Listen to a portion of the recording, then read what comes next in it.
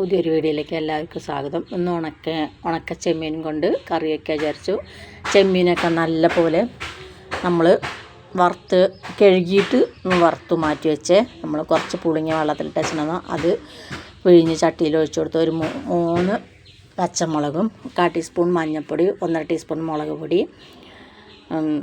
പാകത്തിന് ഉപ്പിട്ടിട്ട് നമ്മളത് സ്റ്റവിൻ്റെ മുകളിലേക്ക് വെച്ച് അങ്ങനെ പുളിയൊക്കെ നല്ല പോലെ തിളച്ച് കഴിഞ്ഞപ്പോൾ നമ്മൾ വറുത്ത് മാറ്റി വെച്ച ചെമ്മീൻ ഇട്ട് കൊടുത്തു.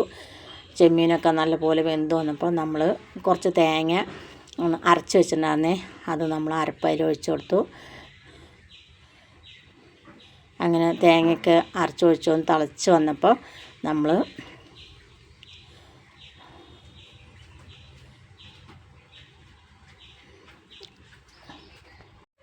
തേങ്ങ ഒഴിച്ചൊന്ന് തള വന്നപ്പോൾ നമ്മൾ മാറ്റി വെച്ചു. ചീനച്ചട്ടി അടുപ്പത്ത് വെച്ചു.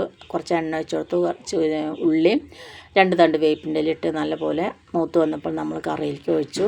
എല്ലാവരും എൻ്റെ ചാനൽ ലൈക്കും സബ്സ്ക്രൈബും ചെയ്യണേ.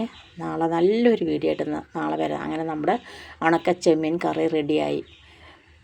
നാളെ നല്ലൊരു വീഡിയോ ആയിട്ട് നാളെ വരാം. ബായ്.